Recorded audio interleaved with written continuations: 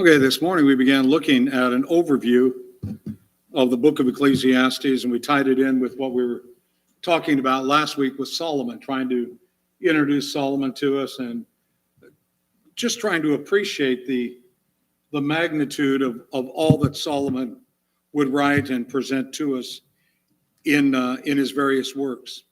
And by knowing a little bit about the man and then going and looking at what it is that he presents, I think we get a better appreciation of just what it is he's trying to communicate.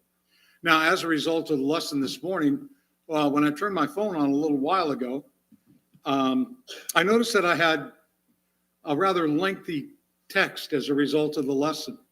And I appreciate it very much and appreciate the thoughts that were addressed and glad to have been of service and hope that we can continue in that vein this afternoon. So we're not going to go back and re-preach everything that we looked at this morning. Suffice it to say that we did spend a considerable amount of time talking about how we live in a world that is broken and crushed, and it's all because of sin. And that we face the same difficulties that they faced in Solomon's time and even before that. That even as Solomon writes, that there is nothing new under the sun. And that what we need to do is we need not to go into that dark, ominous place that sometimes is tied in with the book of Ecclesiastes, but to realize that there's got to be a balance in life. Yes, there's going to be dark times. Yes, there's going to be ominous times. Yes, life's going to be filled with disillusionment, but we can rise above it. And that's where we want to get to this afternoon. In the book of Ecclesiastes, Solomon points out that there is a time for pleasure in life. He also talks about where he decided that he was going to involve himself in the pursuit of pleasure. And the beautiful part about it is that he is candid with us. And he tells us in no uncertain terms that it ended up being vanity. Now, I want you to look with me in Ecclesiastes, the second chapter. And we're going to notice verse 1 beginning. I said to myself, come now, I will test you with pleasure. So enjoy yourself. Behold, it too was futility. Now, in the next several verses, what Solomon does is he explains everything that he did. But verse 1 is where we need to focus at. He said, when I looked at life in order just to fulfill all my wants, my desires, and my pleasures, I found that it was empty. There was nothing of substance there, that it was indeed vacuous. We can't expect pleasure to add the fulfillment of all that we desire in life. It would be an empty life, to be sure.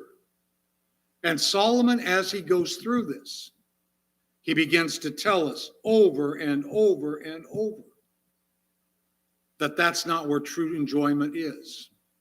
And again, he calls for us to go back and consider and keep everything in proper balance and perspective. So we could go through and look at all the things he talks about. We don't need to. We know that everything that he wanted, he gave himself. He gave himself entertainers, provided for himself, people that would come in and entertain. Wouldn't that be great if we could do that?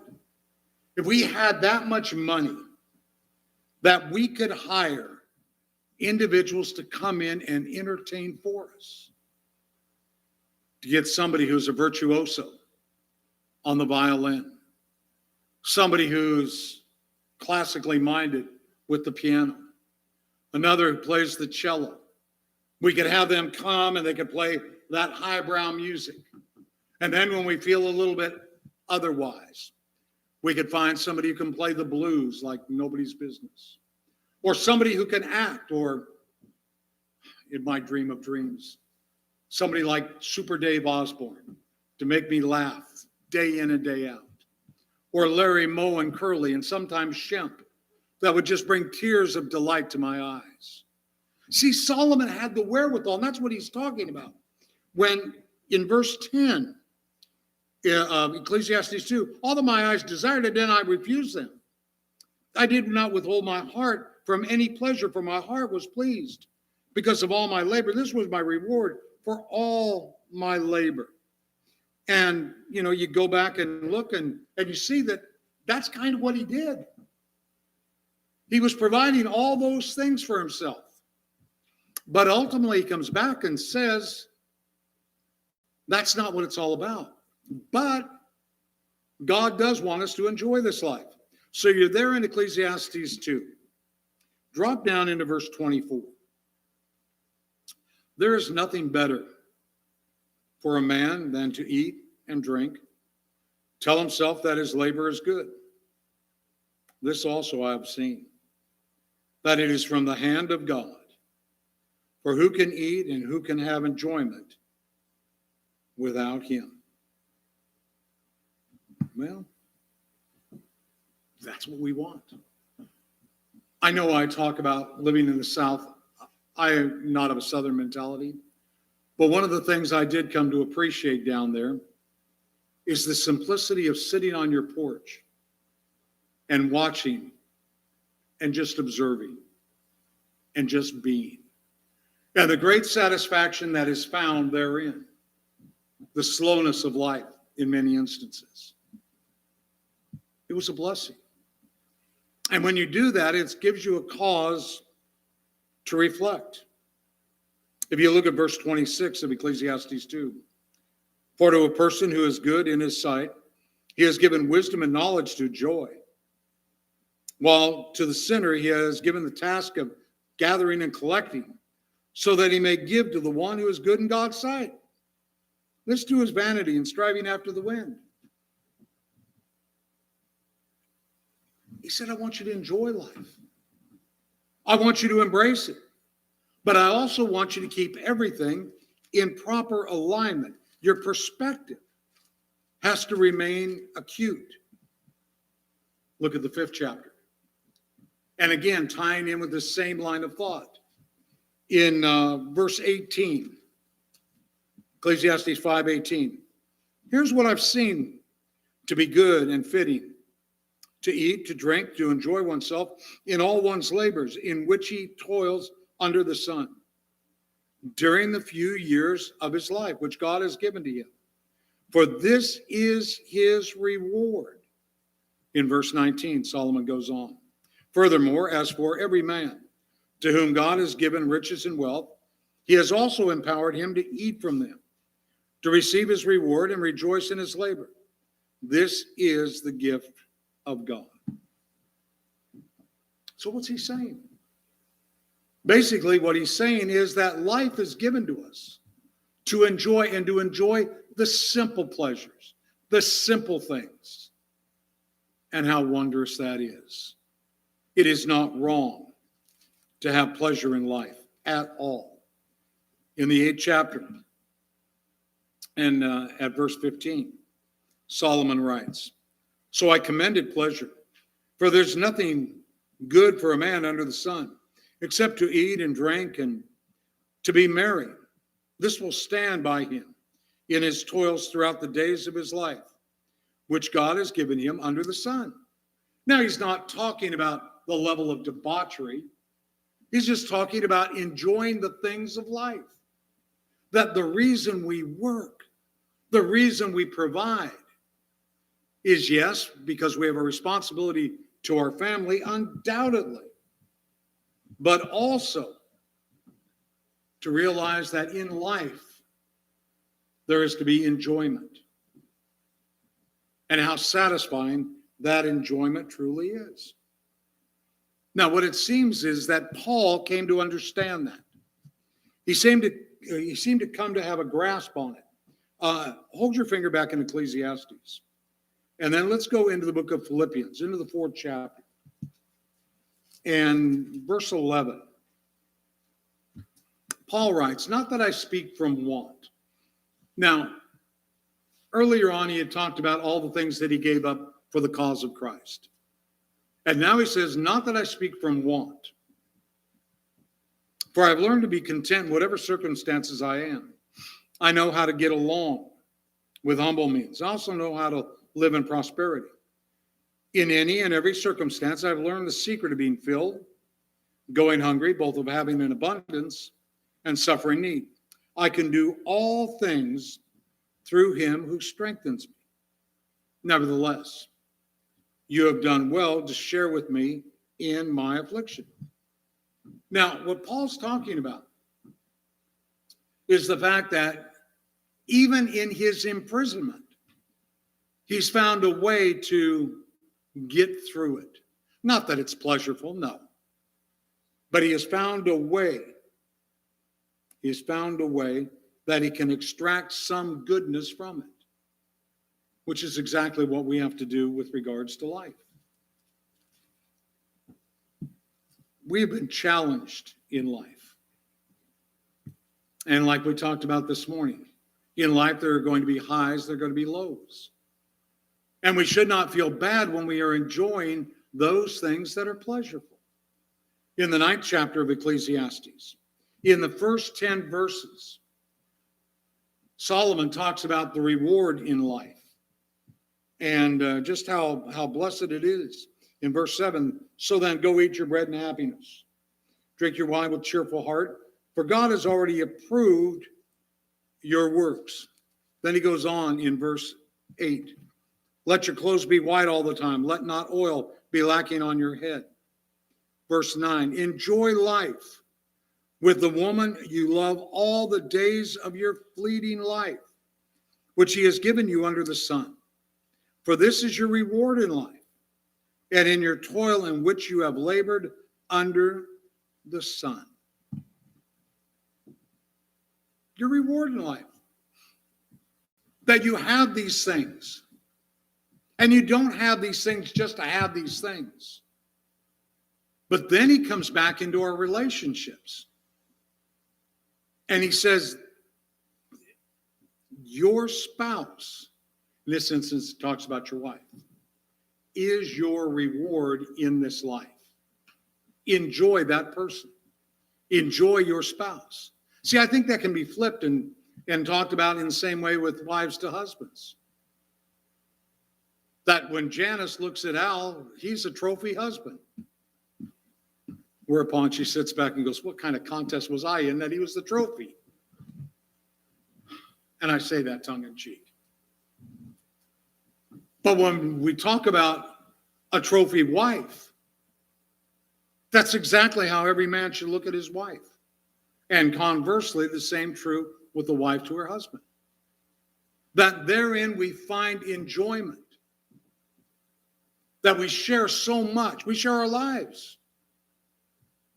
And there's nothing wrong with pleasure in that relationship. Nothing. And there's nothing wrong with finding beauty and satisfaction in those things of the world, as long as they're not sinful. To enjoy concerts, to enjoy those things of an entertainment value, that they don't cross over into the realm of sin. Mary and Betty and I and Margaret, we enjoy reading. Dolores used to enjoy reading, I'm told. But we enjoy reading. And I use that word operative. I enjoy it. I squirrel off into the back. I turn on a light that just illuminates the pages. And I enjoy what I'm doing. I find satisfaction. And I appreciate that opportunity to savor a good book. Each one of us likes different things. Nothing wrong with it. It helps us to balance life out. And that is exactly what Solomon is trying to get us to understand. That life is precious. And it is a gift that has been given to us. And it is not simply to be endured. I mean, if that's all life was to be endured, what a waste of a life. And we don't want that. It gives us such great joy. It does me. When I look at little Isaiah, he just makes me smile inside and outside. And I realize I come off like a curmudgeon sometimes. I know that. That's just a facade. Inside, I'm a great big giant marshmallow puff man. I truly am. Linda will tell you that. But enjoy life. But don't enjoy it to such a degree that you have to live it down. And that's, again, something that Solomon talks about. And he talks about it in the 11th chapter when he discusses the idea of enjoy life. Well, look at 11 while we're right there in 10. In 11, look at verse 8. If a man should live many years, let him rejoice in them all. And let him remember the days of darkness, for they shall be many. Everything that come will be futility. Rejoice, young man, during your childhood, and let your heart be pleasant during the days of your young manhood, and follow the impulses of your heart and the desire of your eyes. Yet know that God will bring you to judgment for all these things. So in other words, what he's saying is, yes, live life, enjoy life, but not to the degree that you have to live down what you've done. A lot of things that I did when I was younger, I'm not proud of. I'm thankful for the cleansing power of the blood of Christ that took those things away. Because there are people that know me then. And that now they would know me now, I'm a changed person. But don't ever live to such a degree that you have to live down your life. You can enjoy life without going into the realm of sin. So look at all the goodness that God has provided in this world. Stop and look at it.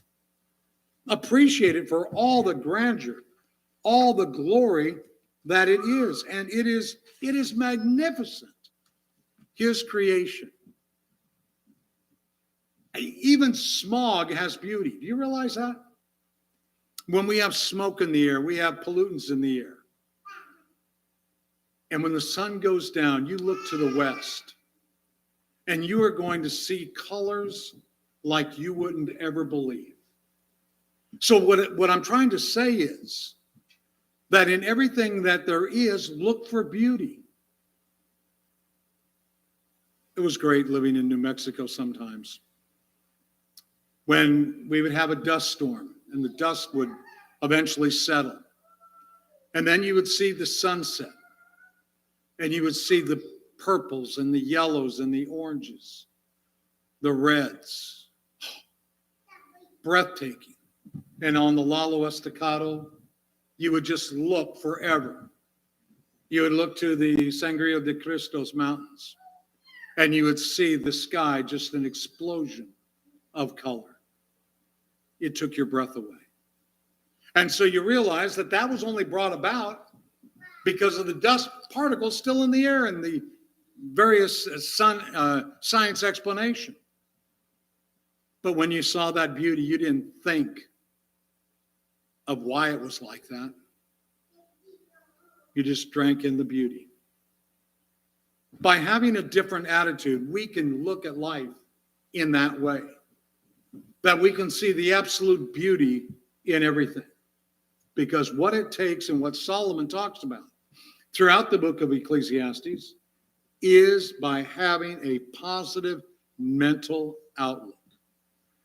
In the day of prosperity, in the day of adversity. He talks about both. And we'll look at that in just a moment. But I want to direct your thoughts. What do you see? You see flowers. And that's what people see. They see flowers. Do you see a smiling face? Because there is a smiling face of a woman there. Lips, nose, eye. It's there. It's a matter of perspective. And that's what we need to have with regards to life. We need to begin to develop a perspective that realizes, yes, we live in a broken, bent, twisted world. Yes, God gave us this life to enjoy, but not to abuse. And that in everything that we do, we need to have an attitude that is absolutely unique, because it is going to look for that which is beautiful. In Ecclesiastes, the 7th chapter, verse 14,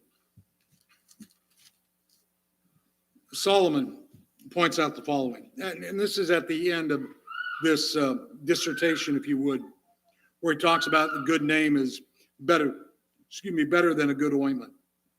But in verse 14, he encourages the reader, and you've got to realize that Ecclesiastes primarily is directed for his children, possibly his sons.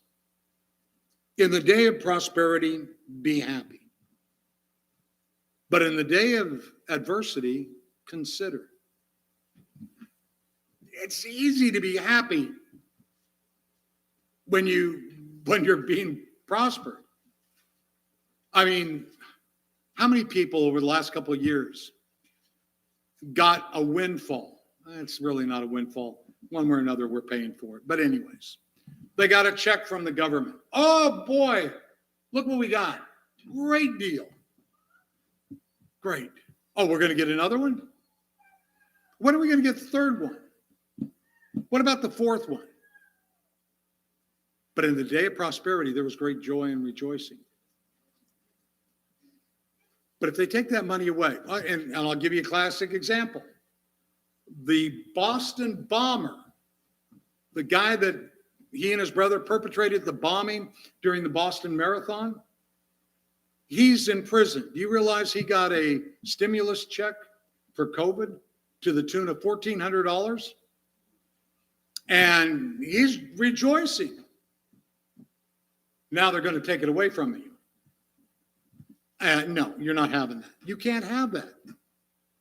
So now in the day of adversity, is he going to consider, why can't I have it? Well, you killed people. You maimed dozens and dozens of people. You don't deserve that. But what Solomon is saying for each one of us, that when we go through life, we need to sit back and really reflect.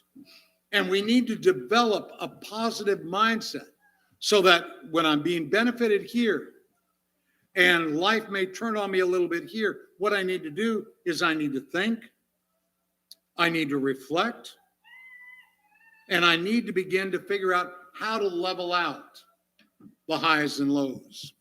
James, in his epistle, talks about in the 1st chapter in verse 2 beginning, consider it all joy, my brethren, when you encounter various trials.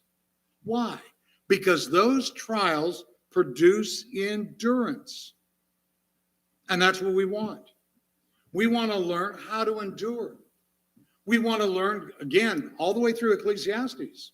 Solomon is talking about balance. I need to bring things into balance. The old Seinfeld situation comedy. There was one episode, and it kind of struck me. I was watching it one day and just saw a little snippet of it. And Jerry Seinfeld was talking about, things even out for me. Nothing bad ever happens to me. All his friends were having a bad run. He goes, nothing bad happens to me. And he had given somebody $20. And then that person took the $20 and threw it out the window and said, now something bad's happened to you. Aren't you upset about that? And he goes, no, it'll even out. So they went out, and he goes in the closet and gets a jacket and puts his hands in the pocket, and he goes, hey, $20. I told you, everything evens out for me. I realize that's a stupid commercial or television program. But the point is this: life will even out if we begin to look at things differently. We'll begin to put everything into a balance. And that's what Solomon is really appealing for us to do. Learn to grow from the negative. Grow from it. I wrote my granddaughter a letter after she found out that she had an autoimmune disease. And, she's 14 years old, and she's now faced with this autoimmune disease. So I wrote her a letter. And I said, it's not the end of the world. I don't know if you know it or not, but I have an autoimmune disease. And you can live with it. You can figure out a way to get around it. You just need to look at it a little bit differently. So by looking at what I struggle with some from time to time, I think that I'm hopefully going to be able to help her. And that's what Solomon's talking about. If there's even something bad, figure out a way you can turn it to good. No autoimmune disease is good. But figure out how you can help others with it. And there's a lot that we can do. Linda will tell you that I used to volunteer a lot and do a lot of counseling for people in the MS community, a lot. And not so much now. But I do make myself available to a lot of people who have some challenges. And by helping others, it helps me to see things differently. I would encourage you to do likewise. Look for ways to be of service. Because by doing that, you're going to get a different mental outlook and a different approach toward life. And you're going to be able to see where you can be of service. In the 11th chapter of Ecclesiastes, I think you can see it on the overhead. Notice what he says, Solomon. Indeed, if a man, and there again is that little word if, it's found throughout the book of Ecclesiastes. And remember what I said first out this morning, that the central issue of life is if. And so, indeed, if a man should live many years, let him rejoice in them all. Let him remember the days of darkness, for they shall be many. We're going to have days of darkness, but we need to have the right attitude as we're moving forward. In the book of Proverbs, Solomon writes again and points out in the 3rd chapter of Proverbs some additional thoughts for consideration in verse 13 and then down in verse 18. In 13, he writes, how blessed is the man who finds wisdom and the man who gains understanding. Again, looking at it from different perspectives. In verse 18, she is a tree of life for those who take hold of her, and happy are all who hold her fast. And he's talking about wisdom, knowledge. And you can tell he's talking to a young man because he personifies and puts into a feminine gender the idea of wisdom. Young men understand that. They're trying to ingratiate themselves to the fairer sex. And so he said, that's what you want to do. You want to embrace that whole attitude. And you want to look at things in a more positive vein. Paul, as he stood before in one of his tribunals, he stands and he says, consequently, Agrippa, I think myself happy. I think myself happy. He was in chains and imprisonment, but I still think myself happy. You have no control over what's going on in my mind whatsoever. And so as Christians, we have so much in which to be joyous about. In 1 Corinthians, the 15th chapter, verse 19, Paul points out the following. If we have hoped in Christ in this life only, we are of all men most to be pitied. See, we don't hope just in this life. We have something greater. That should be reason for a positive mental outlook. Paul said, and throughout the scriptures it's talked about, you can destroy the body, but you can't destroy what's going on inside. If I can beat you mentally, I've got you. I've got you. One of the questions that was asked in our study on Wednesday nights about the idea of the castigation from heaven once we're there. And I realize it's a philosophical question. But inasmuch as if we read the scripture and see, Satan is no longer numbered among the cherubim and the seraphim. He's been removed. He's not in heaven any longer. And our greatest adversary is Satan. And he works very hard to get us to move contrary. In this life, we battle Satan. Where Satan works a lot of times is on what we think inside ourselves. You can't let him win. You can't. Right now, the Los Angeles Rams are playing the San Francisco 49ers. I do not know the score. I don't care about the score, in all honesty. Anybody got the score? No. The Rams are the superior team. Absolutely. Everybody will tell you the Rams are the superior team. However, why did the Rams lose to the 49ers 2 times this year? Why? And the reason that they lost 2 times, by the admission of the members of the Rams, the reason they lost is because mentally they were defeated. That the opposition team got into their head and they allowed themselves to be defeated even before they got out of the field. That's what we're talking about here. You can't let Satan win. You can't. And he's going to try to get you. So start looking at life a little bit different, with a little different paradigm, because you are coming from the perspective of a child of God and how blessed you truly are. And it's all because of the love that God has for you.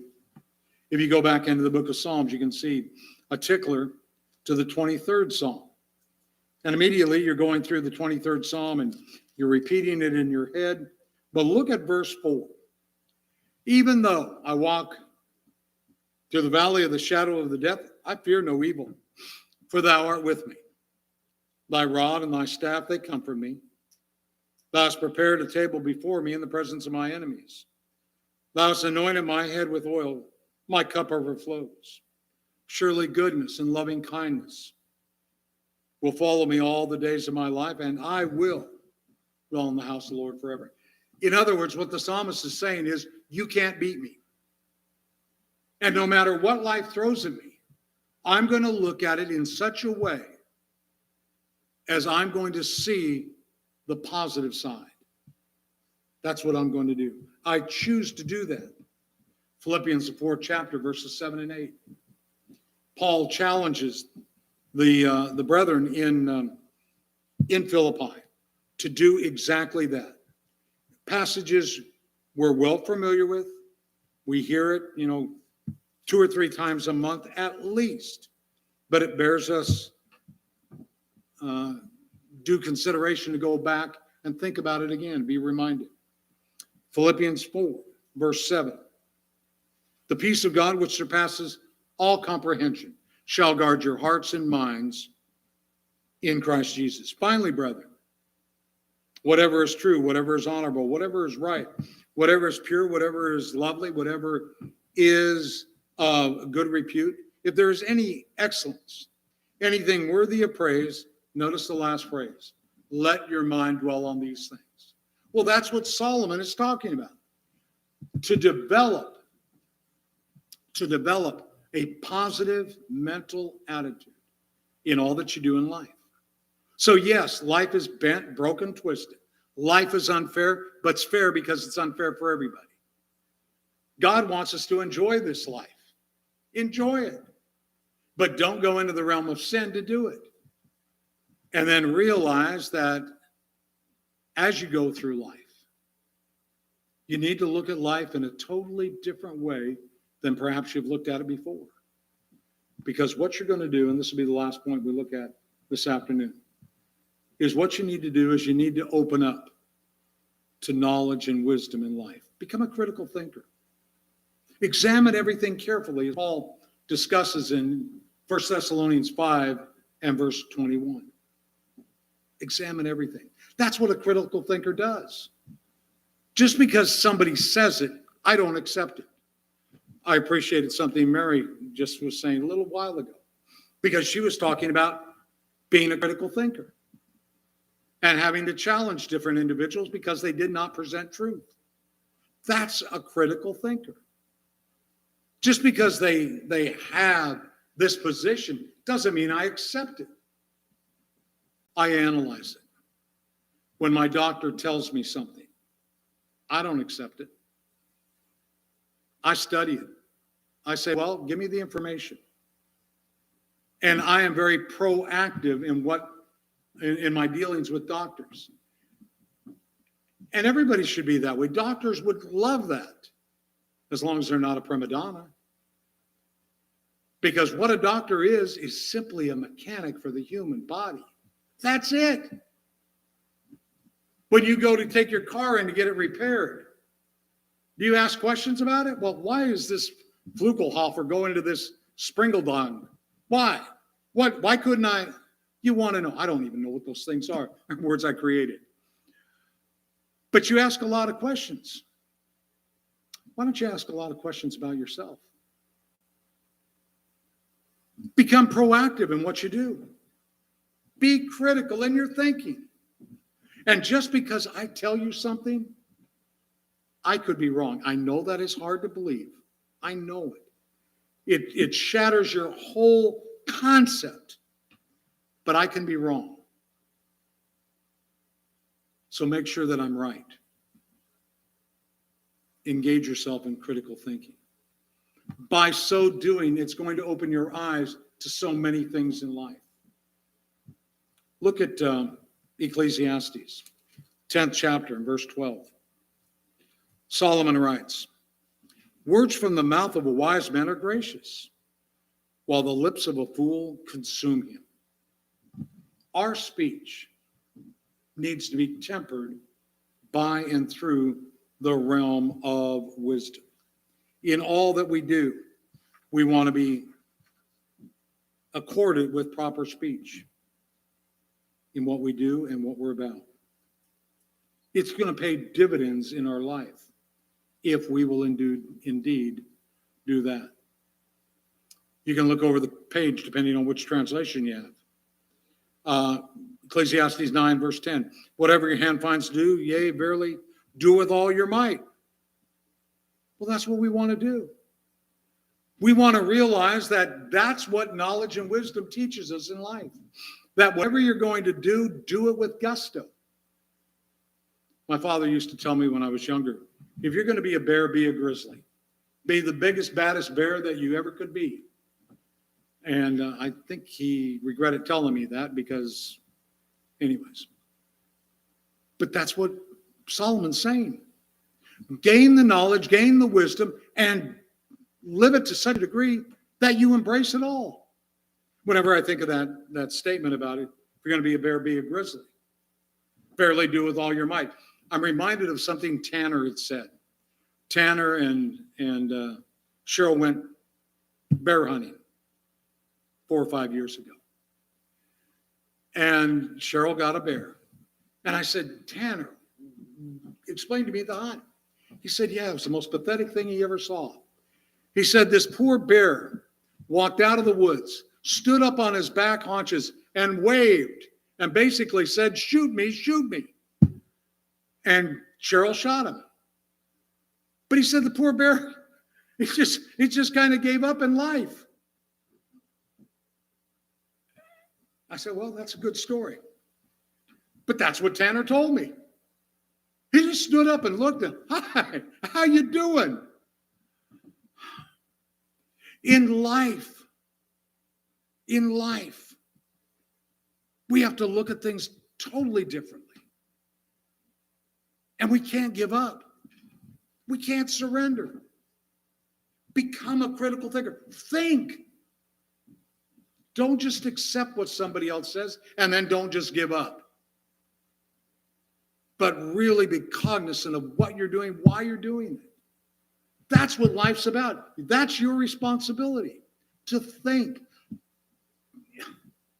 I would that every high school, every elementary school, every college would require of its students a critical thinking class.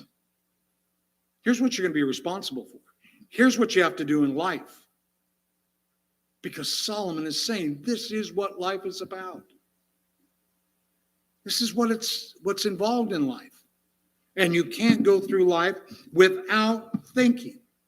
So open up to knowledge, open up to wisdom. Become multifaceted.